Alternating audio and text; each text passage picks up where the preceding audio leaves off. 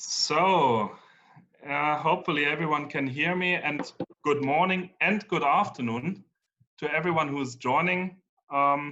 As we are in two different time zones, we have to get used to that 50% of the people you can see on the screen are almost very close to ending their workday, and 50% of the screen only started it. And that comes as for the first time, I think, we from the German Chamber of Commerce here in South China, together with our colleagues in whole China, set this webinar up with our colleagues from the German American Chamber of Commerce of the Western states. And I think this brings us to the topic, as we decided the last couple of weeks and some even months, had a lot of webinars about how to tackle the crisis in all different aspects. What might be new today is that we said there are so many creative ideas during the crisis that it is definitely worth it talking about it. And as there are strong connections and ties between the States and China, we thought it's a very good idea to team up and bring together company representatives from both countries and have a very good discussion on how we actually can turn this crisis also into a new way of doing business and being creative. I'd like to introduce Sven Thorsten Potthoff, who is heading our office in the States there, who will be co-host with me together. Sven, thank you very much that you and your colleagues worked on this with us. And my last words on that, also thank you very much to Emily Raab and Vivi Gao, who organized everything, and of course to all the speakers who took the time to share their experiences. From the procedure, I will hand over to Sven now, who will guide you to the interactive discussion we have with these fantastic speakers here, and I will pop in later then to give you the wrap up. Thank you. Sven, it's yours. Thank you so much, Max. And hello to everybody here from San Francisco.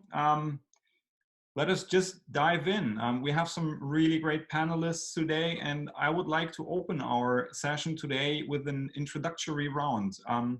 I would like to ask all of you to introduce yourselves and give a quick snapshot. Your name, what your company does, and what has been the most significant and surprising positive change in your work due to coronavirus. Let us start off with Casey Jung. Casey, please. Yes, Swan, thanks for the introduction. And my name is Casey, and I'm working for the BGI. BGI originally this Beijing Genomic Institute stands for. And so BGI is one of the world leading genomics research company headquartered in Shenzhen. And so we making there's genomic sequencers as well as we provide the service, sequencing services. And that is the majority of what we done. And the most positive surprising for us is we never felt so much being needed during the pandemics. And this is, I think, it's very challenging, but it's also feels positive since we're being so much needed. We never feel the same as before. Great. Thank you so much, Casey. Next up, Roland Geisler. Please, floor is yours, Roland.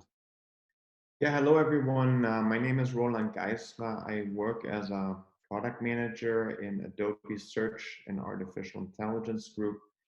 And prior to Adobe, I worked as a designer for IDEO, business strategist for Dropbox, and a management consultant for McKinsey. Adobe largely has two businesses. The first is our digital media business with products like Photoshop, Acrobat, InDesign, and other products catering to the creatives and knowledge workers. And the second business is our digital experience business with products like Adobe Analytics, Campaign, or Magento. And these are products that are a tool for digital marketing organizations, mostly for larger enterprises. And the AI team in which I work is sort of a horizontal organization across all of our vertical Adobe businesses. And we focus on machine learning services like images, search, recommendation services, and ranking algorithms for our Adobe search engine. Well, the most surprising positive change for me, and that's maybe a bit personal to me, is that I don't have to commute 2 hours every day in Silicon Valley traffic. And so do not my colleagues also don't have to do this. And we have a lot more time actually to be productive and also have more time for our families. Thank you so much, Roland. Before I hand over to Mr. Jun Ge, I will add one more thing. You already had all participants, you had the opportunity to hand in questions before that session, but you still have the opportunity while we're talking here. On the bottom, more on the right side, you'll find that Q&A button. So if there are any questions, please just type them in, we'll monitor them, and then we'll raise them. And now, Jun, it's you. Hi, good morning, everyone. Hello, Sven. My name is Jun Ge. I'm the global CEO and the managing director of the board for TwoJoy Holding.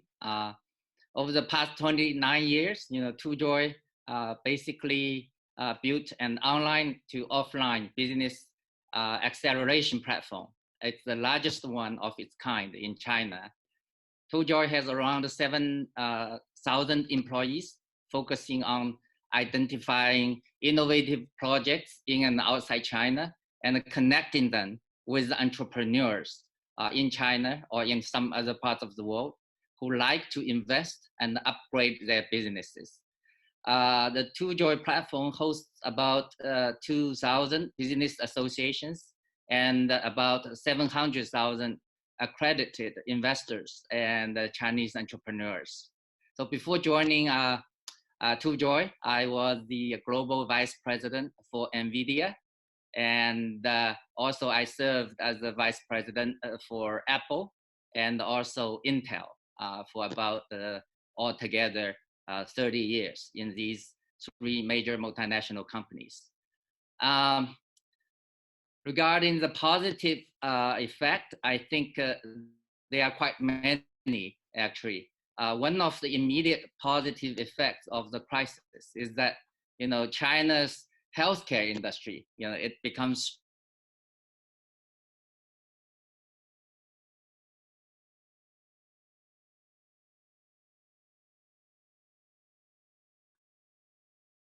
I think now we lost Jin.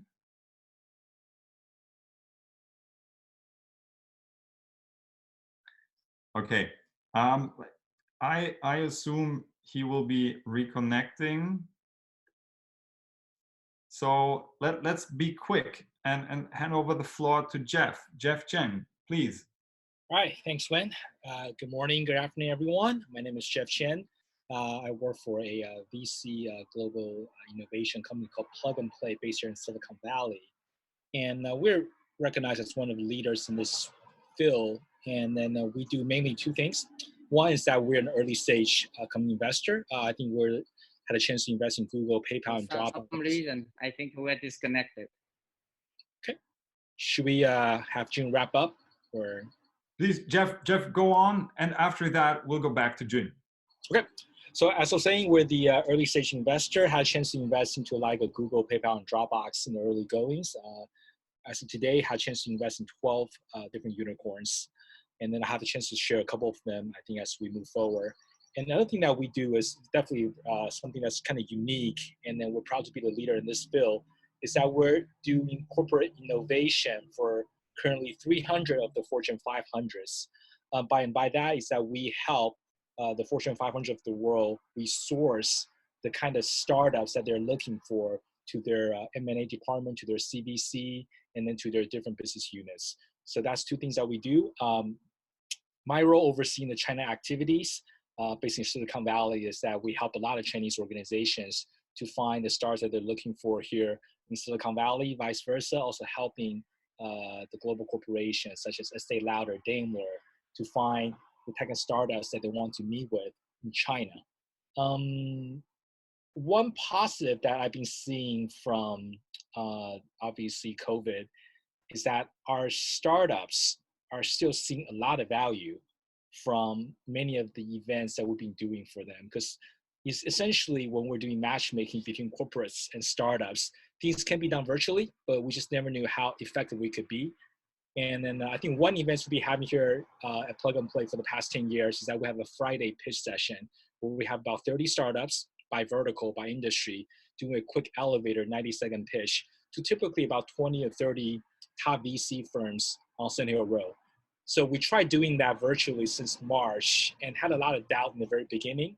But what we noticed is that startups actually get a lot more value from this format. They get to meet with the top VCs globally.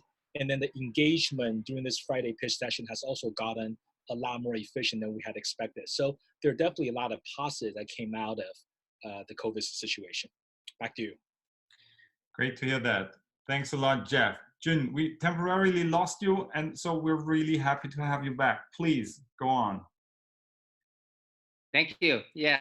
So regarding the positive effect, I mentioned the health industry. As you can see, a lot of people now are going online and get consultation and medical services online. And I think this trend will go on. And China basically will, I think, be one of the leaders in this industry moving forward. And of course, working at home and the studying at home experience basically accelerates the digital transformation and to help everyone get used to digital online meetings, conferences, as we are having now, training, and also giving and receiving instructions through mobile and computers. I think those are the positive effects, and those will be lasting long. Back to you. Thank you so much, especially for that last point regarding the health industries in China. We'll come back to that point very, very quick. Diving right into new opportunities that arise from this crisis, I'd like to ask you about some new initiatives that all of you have developed. I would like to start off with Casey. You have been in the headlines for developing the first inflatable biosafety laboratory to help meet the need for testing infrastructure during the pandemic in Wuhan in February. You have now expanded these across China, and in the future, over 40 of these laboratories will be located all over the world. Can you please tell us more about the process of developing this initiative? And is it a totally new project, or did you change an existing purpose because of the virus? Thanks, Swan. And it's actually you're talking about our labs, and name is Huoyan. And actually, the first one we built, we started to design it in the January 29th, starting from at the end of the January, when the Wuhan is just getting very, very hot on the spot. And so it takes we started, actually, it's not a pretty new idea. It's from the existing labs. So we do have the existing labs in Wuhan, and due to the pandemics, it is we suddenly have too many of the samples. So we have to build up their massive testing labs in the shortest time. So it took us 10 days to starting from the designing, finish the construction, and the trial operations in Wuhan. We are pulling all the existing elements. So actually, this is not the what you are thinking about. The whole new idea is we are pulling all the part of the existing elements, pulling them together to build up the massive detecting labs. And then starting from their physical, actually the first one is constructed, cement. It is not inflatable. And then we starting transforming that existing concrete labs into what we call the inflatable, which is more flexible and faster to build and more low costed and labs, which we could move around the places. And we actually you said that we are going to build outside of the China. It's actually we are building them outside of the China as well. Now we have this Huoyan Labs across the 23 countries. We already have around more than 60 of them, 60 of the labs built around the world, around the 23 countries already. Great, very impressive. Roland, from the perspective of a software company, which one like me would perhaps not immediately associate with being severely impacted by the crisis, have you been developing new initiatives as a response to the virus? And if so, can you describe what you're doing, please? Yeah, thank you, Sven. I think the initiatives that we're undertaking at Adobe due to this crisis are both internal and external. And since we'll speak about more internal things a bit later, let me maybe focus on 3 initiatives that are external, as those may also be more interesting to the audience. Our first initiative for us at Adobe is around education. Until the end of May, Adobe will be providing free of charge access to our Creative Cloud suite to students and teachers to both facilitate distance learning. And also, we use our community as well as our own employees, where we have created example projects and best practices to make it easier for teachers and students to use those in learning in virtual environments. The second initiative is around our own customers. And for some of our customers that are hardest hit by COVID-19, we're planning to reduce or eliminate additional licensing fees for the next 60 days, and also extend the product renewal grace period, which typically is 30 days to 60 days. And a third initiative is around government support. And in the last couple of weeks, we have assembled an Adobe Rapid Response team to support our local governments, like the state of California, the city of San Jose, or San Francisco, as well as many other states and cities that are affected by this crisis. And this Rapid Response team is deploying the Adobe tools. For example, we're setting up microsites for COVID-19 communication between the citizens and the government, create emergency procurement forms easily, or setting up forms for businesses to get access to emergency relief loans. We're also installing digital services like Adobe Sign to manage paperwork 100% digitally and keep colleagues connected even when the offices are closed or the employees are working from home. Thank you so much, Roland. Great. Jun, you developed a new working scheme that allowed you to secure full payments to your employees. Could you please elaborate on that? Sure. Yes, TrueJoy has always been sort of forward-looking in terms of planning, and we operate a very robust enterprise risk management system to deal with the changing business environment like this one, right? So TrueJoy's cash flow has remained very strong, and we have been always, actively monitoring the liquidity reserve on the basis of expected cash flows with a surplus of the year. And with the crisis, we announced that TrueJoy will not reduce employee salary, and people will not be basically downsized. For a company of 6,000 employees providing services mostly online and offline, this is a major commitment. So after the crisis, basically, amongst the crisis, TrueJoy board basically issued 10 measures on February the 4th to enable remote working system and the continuation of the business safely through the epidemic. the enhancement of new technologies and also the business model has strengthened our position actually in our sector.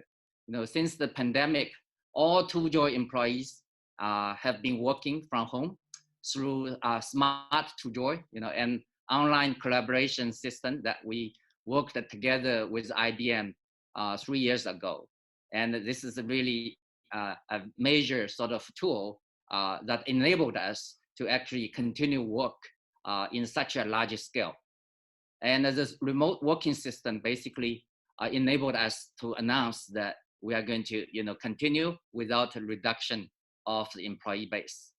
And ToJoy actually will continue implement this remote working system even after the pandemic. So we announced that we'll use this system forever, basically, and employee will only be required to come back to office 1 day a week. So over the last 3 months or so, under this system, our work productivity has not been reduced at all, but rather increased significantly. So ToJoy's staff actually is very proud of overcoming this transformational challenge, in this major crisis. And we have managed to serve our clients even better, during this crisis period. Back to you, Sven. Thank you so much, Jun. Very interesting to hear that the virus already changed the way how you do business, and that you already said that this will follow so on even after the crisis. Thank you so much for that. I will now hand over to Jeff. As a connector between startups, investors, and corporates, you have developed a COVID-19 accelerator, as I heard. Can you tell us something about it, what it is, and how it came to be? Sure. I think COVID has really redefined PMP's role as a tech innovator. I think initially our engagement with our corporate partners or our startups are typically divided by vertical. For example, in mobility, we'll be connecting the BMWs, Daimlers of the world with the top autonomous driving startups.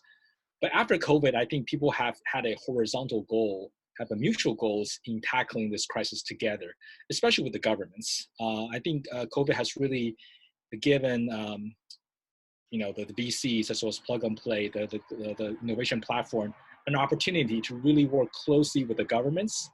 The mayor of Seoul, Mr. Park, visited Silicon Valley, I think in early January, and had a chance to come to Plug and Play. And at that time, he was mostly focusing on how to bring the likes of Hyundai and LG to be working closely with the latest startups in Silicon Valley. But since the pandemic breakout, his focus has really shifted. And then right now we're helping the city of Seoul to implement startup technology that could be assisting the city directly in the areas of health, AIoT, last mile delivery. And then this goal is kind of mutual across different cities as well. For example, the city of Qingdao, the party secretary also working with us very closely on bringing some of these cross-vertical, cross-region technologies to really tackle these kind of issues together. So I think we're very happy to see that the COVID-19 accelerator is really beyond the scope of what the company does and which industry the company is under or the government is under, but more about tackling the COVID-19 issue at a broader, a more comprehensive point of view. And then I think that's what all the corporates and all the governments are starting to realize, that although sheltering in place might be over in the next quarter or so, the aftermath of COVID-19 is going to be here. And then the aftermath is going to be something for us to really think about and work on together. And I think be innovative. I think merging startups with the like of corporation and government is going to play a very key role in this process. Back to you. Thank you so much, Jeff. I just go on. Let's take a look at the perspectives on change. I would like to start with you, Roland.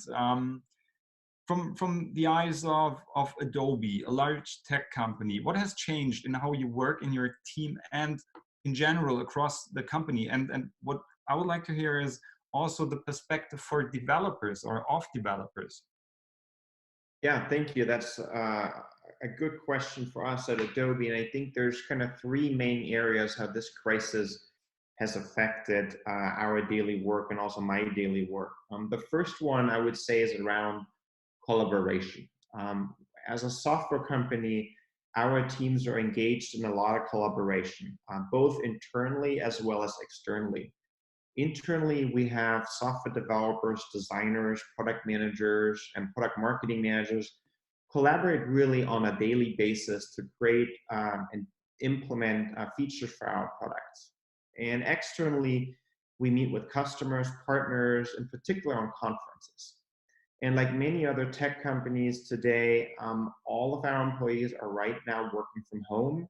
And we're using video conferencing and messaging tools like Adobe Connect, BlueJeans, and Slack for daily communication besides email and the phone. And we've also moved our conference presence online. And one good example is in March this year, we conducted our annual Las Vegas Digital Marketing Conference, Adobe Summit, this year 100% virtual. And this made the conference available to people in all locations in the world, and Adobe has also offered access to this conference free of charge. The second area that I see being affected is innovation. Innovation happens often when you least expect it. For example, a conversation with a colleague in the hallway, or a brainstorm session with the team, maybe after a meeting, or when connecting with new people face to face, like at the conference. And I feel these knowledge accidents are today not happening as much because innovation in a virtual environment is still a bit difficult to do. And I think there's actually a great opportunity for startups to figure out how can we bridge this gap in situations like this.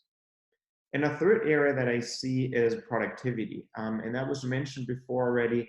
Really not needing to commute, for example, 2 hours here in Silicon Valley every day can make work a lot more productive.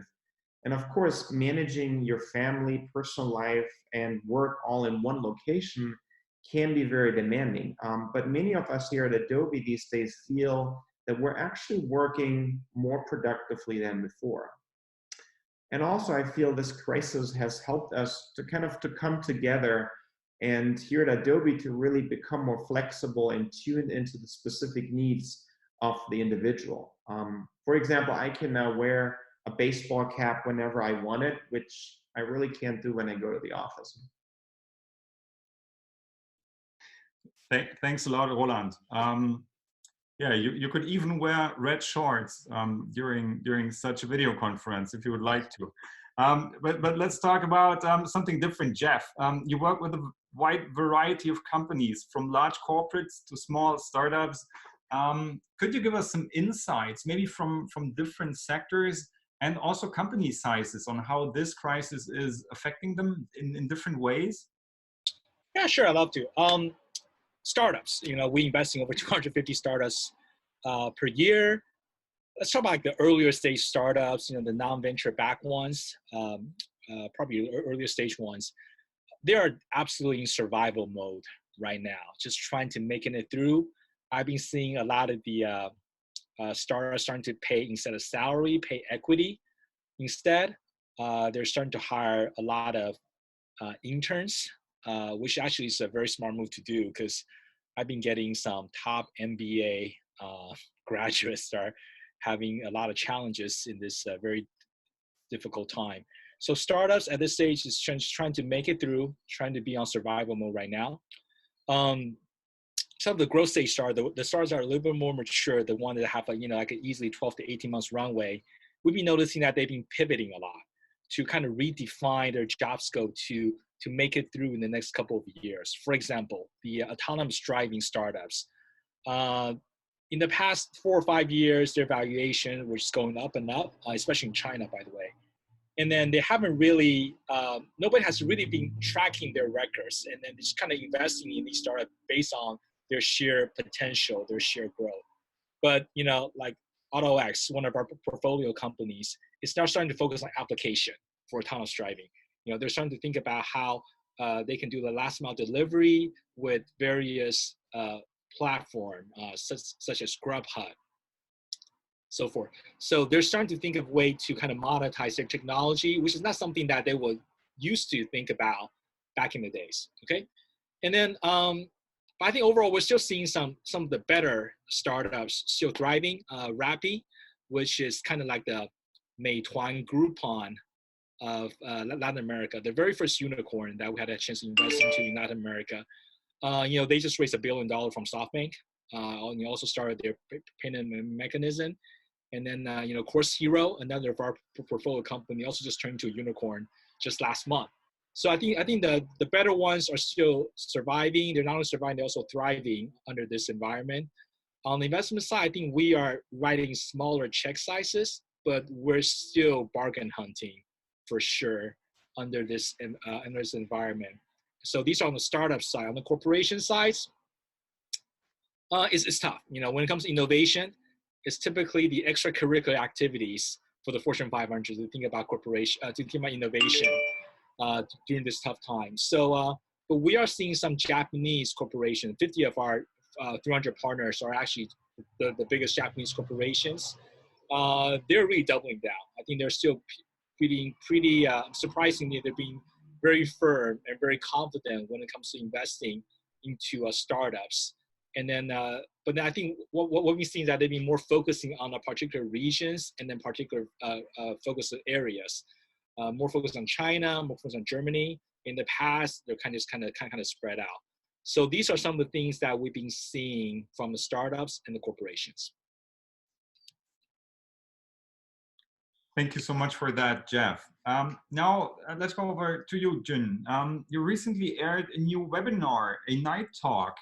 You mentioned that enterprises being affected by the crisis should be innovative and foster self-rescue mechanisms. Could you explain more about what you meant by being innovative and self-rescuing? Okay, thank you, Swan. I'm glad that you mentioned the Jun's nightly talk. I started this program since February 14th, and yesterday I concluded my 50th nightly talk. And it's a program that's heavily attended by the Chinese entrepreneurs. So far, at least more than 200,000 Chinese entrepreneurs attended. And it's been growing in terms of population. So that's very good.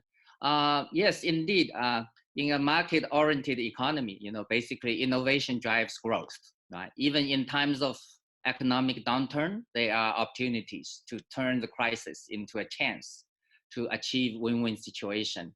One of the examples I always use in my nightly talk is the innovative models of self-help that help employees to survive and to get themselves hired. During the COVID-19 outbreak, some e-commerce companies were very busy. As you know, people turned their consumption habit online. But the hotels and the restaurant staff, became redundant because of the lockdown. The two different sectors can actually work together, and one of the practices, Fresh Hema implemented is that, they work with the two restaurants and then they basically shifted the restaurant employees into their company through a sharing mechanism. Now, as a result, 500 restaurant attendees were basically sent to the fresh food e-commerce platform to work. And they were responsible for packaging, sorting, racking, and the delivery of products. I'm sure more employee strategies and programs are expected, basically to and expand across all industry prices, even after the 19 crisis. That way, you can maximize the value of social resources. This is just one of the examples, and one of the examples of innovative self-rescuing. So I listened to every that is approaching us. Back to you, Sven. Jin, thank you so much for that. Casey, you mentioned your labs at the beginning. Actually, how was BGI able to respond so quickly? And how could you promote the COVID-19 related services, not only within China, but also, as you mentioned, to the world? Could you tell us more about that? Sure, thanks, Wen. And BGI, we receiving the virus specimens since last December, because we have the very strong central labs in China, across China, in the northern China, in Beijing, Tianjin, and the middle of China, Wuhan, and the southern China in Shenzhen. So we actually has a very strong central lab networks. And so we having this new novel coronavirus specimens as early as it happens in Wuhan back to the last December.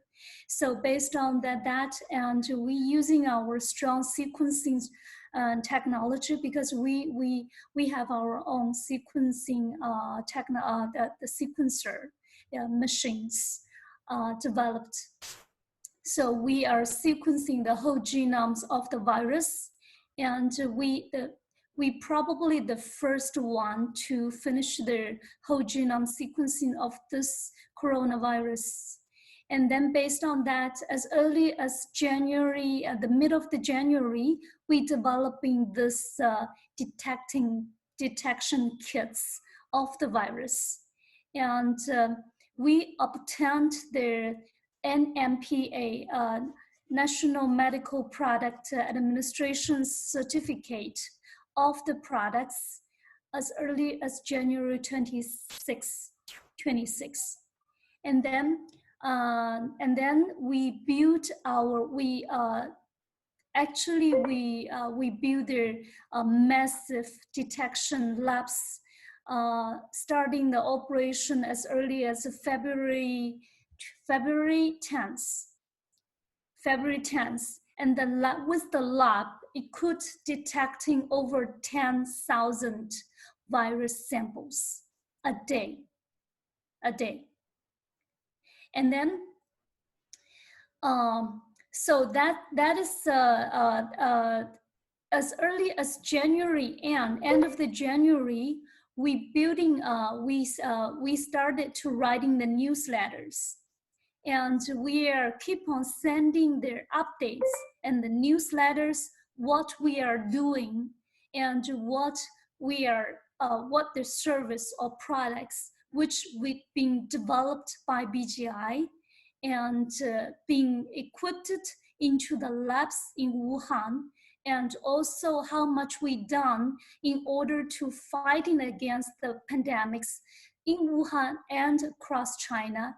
So we keep on sending that newsletters to all our customers, partners, and all the employees in China and to their outside of the China, to all their consulates and to the embassies.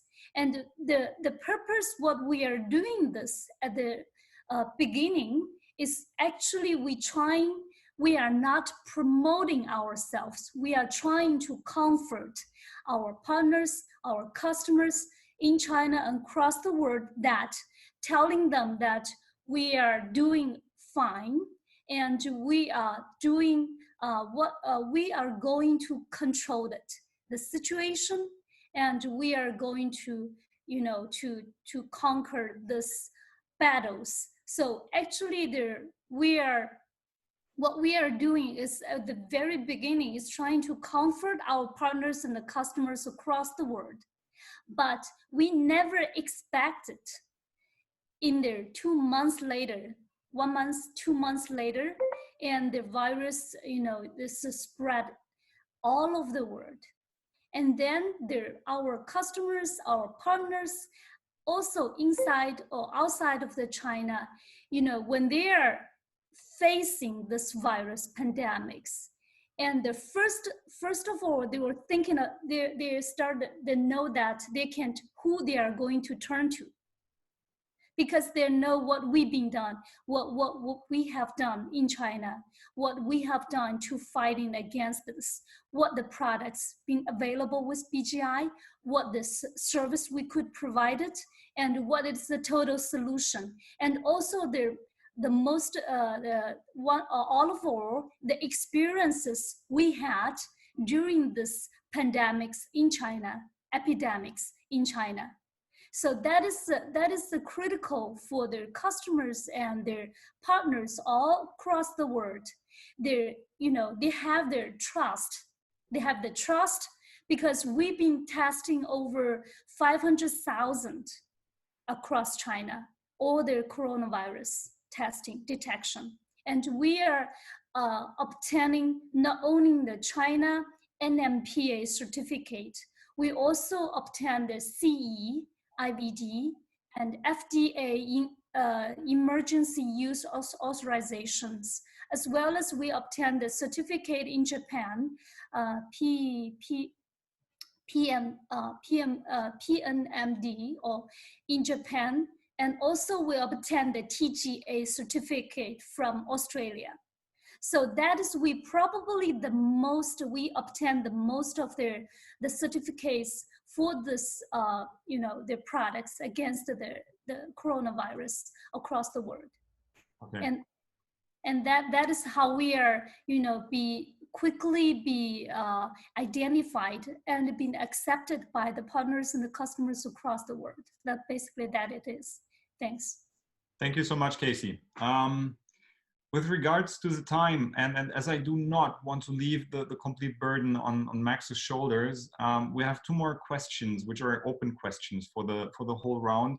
I will already now ask you to be very quick and precise on these answers. First of all, we'd like to talk about creativity in a crisis. This is the topic of today. So how are you encouraging creativity in your teams and companies while we are dealing with a serious economic crisis? And Roland, I would like to start with you. This is one of Adobe's specialties. Perhaps you could give us your perspective on this first. Yeah, thank you. During these challenging times, everyday people are doing extraordinary things. And we at Adobe believe that we all should use our creativity to really honor the people who are keeping our world turning during these difficult times. And because of this, Adobe has launched a worldwide initiative called Honor the Heroes, in which we are proud to partner with many iconic artists from around the world to honor the workers and volunteers who are making a difference during the COVID-19 crisis. And maybe Emily can share, as part of this chat now, our campaign illustration with our audience, so you can all see what this initiative looks like. So this artwork that you see on the screen, or maybe in a few seconds, is the first that was submitted for our Honor the Heroes campaign. And the name of the artist is Shepard Fairey. And the inspiring illustration of a healthcare worker is called Guts, Not Glory. And this initiative from Adobe is really to honor our frontline healthcare workers, first responders, and delivery drivers, the sanitation workers, and so many other people who are working tirelessly today to keep us all safe. And we at Adobe, we believe that creativity is eventually what connects all of us and enables us to bring to life the stories of the people we're truly moved by. And besides this initiative, Adobe is also committing over $3 million in donations to organizations that are providing vital assistance to our communities to help those in need during this crisis. And if you want to join our Honor for Heroes initiative, just find us on the web or Instagram or Twitter under the hashtag Honor Heroes, or just drop me an email, geisler@adobe.com, and I'll send you the link how to join. Thank you so much, Roland. Jeff, do you want to add something from your side? Yeah, I think just very quickly, one thing that we do is we help our corporate partners to innovate. And I think just a very great example is Watson in China. I think everybody's very familiar with Watson, so no introductions there. I think people do not realize that during the COVID-19 month of February, they actually added about 200 million new users to their WeChat platform. And then by streamlining the shopping experiences from shopping to payments to delivery, Watson actually came out much stronger after the COVID situation. So we've been seeing a lot of many of our partners that really had a chance to kind of redefine their offerings and kind of just thought through how they could be more creative in this process. And then I think Watson is a very classic example of corporate partners of ours that we've been helping out. Thanks a lot, Jeff. Casey.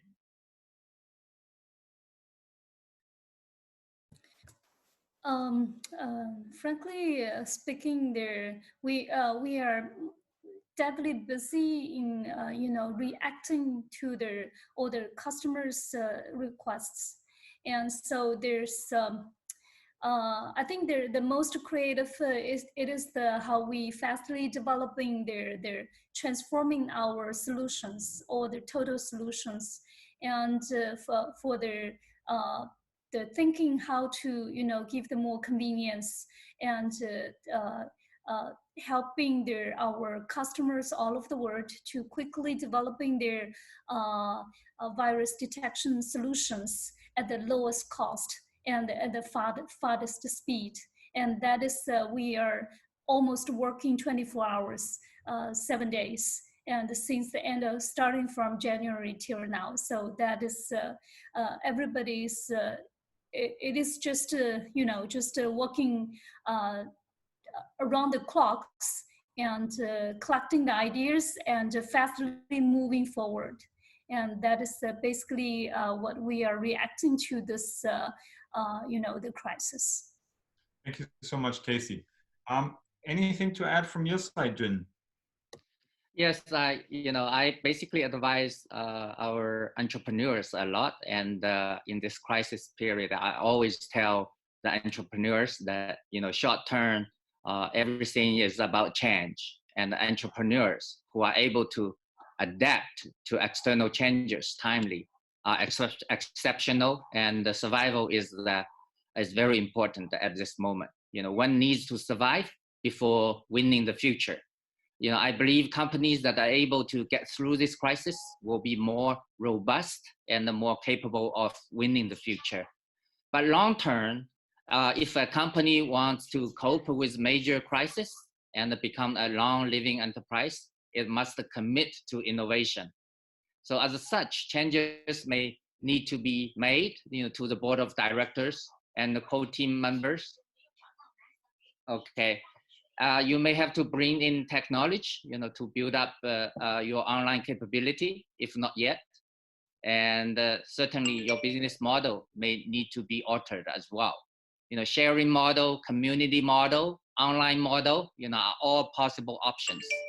But the essence of them remains the same. That is innovative thinking and innovation. Back to you, Swan. Actually, it's Max who wants to take over, right? Absolutely. It was what was very interesting to listen to all of you, what you initiated. Though, I mean, we knew before the crisis that we have to be innovative and that we have to develop new ways of doing things. So probably the crisis forced us now a little bit going out of the comfort zone and really going new path. Though the ultimate question is, what will remain after the crisis? Will we learn from these things, and will we adopt? And if so, what will be the major learnings we have from this crisis, which will last over the next few years? Maybe I just ask Roland at the beginning if you want to elaborate, and then we can hear what the others have to say. Yeah, so with all the travel restrictions that we have in place, and I saw a question in the chat also about impact on trade and globalization, what we are seeing at Adobe is that organizations around the world are really focusing first on their employees, and they're making sure their employees are safe.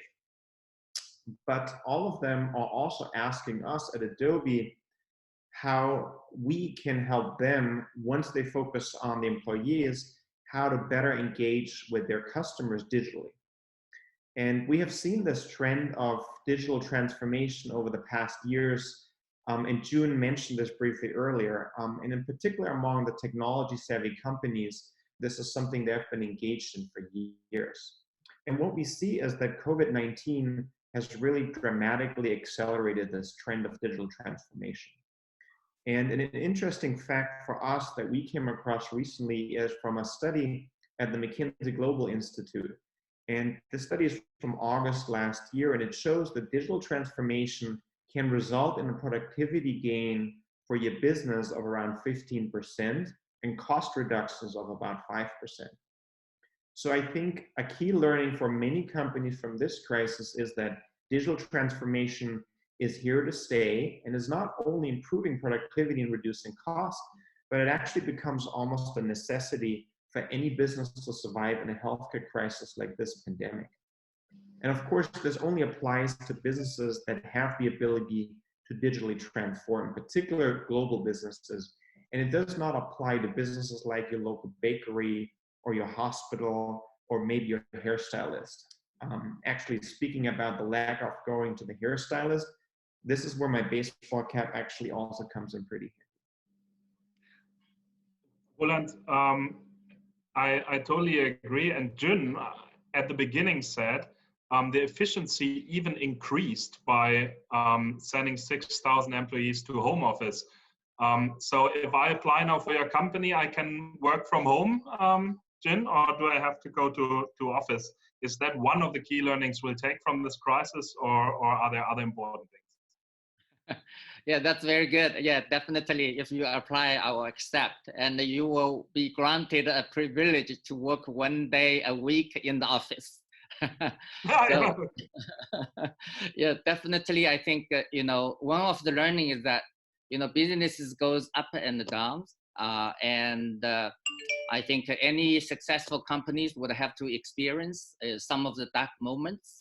Even for companies like Apple, I worked for, Intel, I worked for, all experience those downturns. However, top performers never lose the sense of crisis, and they can always turn risks into opportunities, which explains why Apple, Intel, later on becomes very successful. In this regard, I think businesses share a lot of common characteristics, and I would just say 3 things. One is that, with this crisis, I think everybody probably would have had a mindset transformation, a digital transformation, and they have to stick to the essence of business at the end of the day. And the second, I think leaders should always think about crisis management. What if in the near future something happens like this again? Would you have to go through the same process in order become survival, right? So I think leaders should always think about crisis. And the third, I think think globally, pursue product excellence and refuse to be outdone. You have to be there to take technical innovation risks, as well as develop platform thinking, which will help you to survive and to prosper. I think that's what I learned, and we learned, I guess, through this crisis. I think platform development is a key point on that, and we can see that whole ecosystems are developed during the crisis. And we knew that before the crisis when we looked into the startup scene already. Now maybe it even proved to the world that this is a decent system one could use. Jeff, do you think this is one of the key learnings we have from the crisis, that building ecosystems around your own activities makes sense? Yes, definitely. And I also like to look at it from a different perspective. I think since COVID, we've noticed that there's obviously walls that are built between different countries due to the travel ban, and also for various political reasons.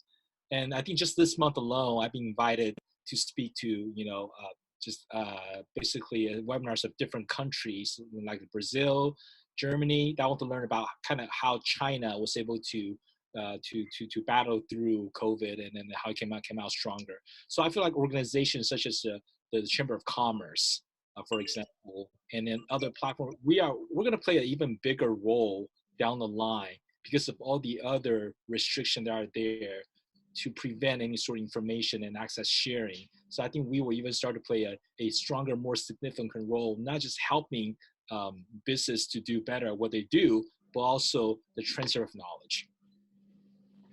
Thank you, Jeff. And Casey, when I give briefings for German delegations and they ask me why are the Chinese so innovative and so fast, I always say the Chinese are absolutely experts in innovative business models. And as I understood from your side, like you had a product already and there was a new market change and you adapted to that market change. Is that something where you proved now in the crisis that you are very fast in that you're also equipped in the future, and what are your key learnings? And don't forget to unmute you, please. Thanks, Max. And I think all I can say is our chairman, Mr. Wang Jian, and of BGI, and he is a very visionary, very strategic and a visionary person. And so as during his whole career life, and ever since he built this BGI company back to 20 years ago, he is a very strong believer for their public health advocates. He never changed. He always thinks that first of all, genome is the fundamental, DNA is the fundamental answers to all their human genetics, diseases, and a lot of public health issues. All the answers hold in the DNA size. Also, he is a very strong advocate for public health, especially on the pathogen detection and all the, a lot of virus and a lot of diseases are caused by the pathogenics answer holding there. So we've been developing this pathogenic detection solution, total solution, ever since many years ago. So we're prepared even before this crisis or the pandemics. And that is explains how we are so fastly being, catering to this order requires from all of the world. And that is basically that is the answer. There's no magics. But by the way, I'm fully agree with Ronan, with Jin, and with Jeff about the digitizations, about this. I say the post-pandemics, the trends that is remote communications and the digitizations of the way changing of the way of the working, and I think that will actually it will be very productive and helps a lot. And before we are just not used to have this online meetings, but we were being forced into this models. And then now we are funding. It is very convenient and is very productive to have their global meetings online. So we are getting used to it, and most of our colleagues love it. We are getting more and more used to this.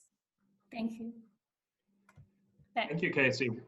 We are unfortunately running out of time. Usually we had the Q&A session now, but I know that some of the speakers already have appointments now. So maybe we should leave it in the way that Sven and I promised to organize a second session, however that might look like, where we can share more questions. We also have LinkedIn challenges, channels, also challenges, but also channels where we can maybe start discussing. For me, as a wrap-up, my learning is it was never before possible to have a meeting together with our colleagues from the States and here in China, that easily set up in a digital way. Of course, it is not the same as meeting personally, but we still put a lot of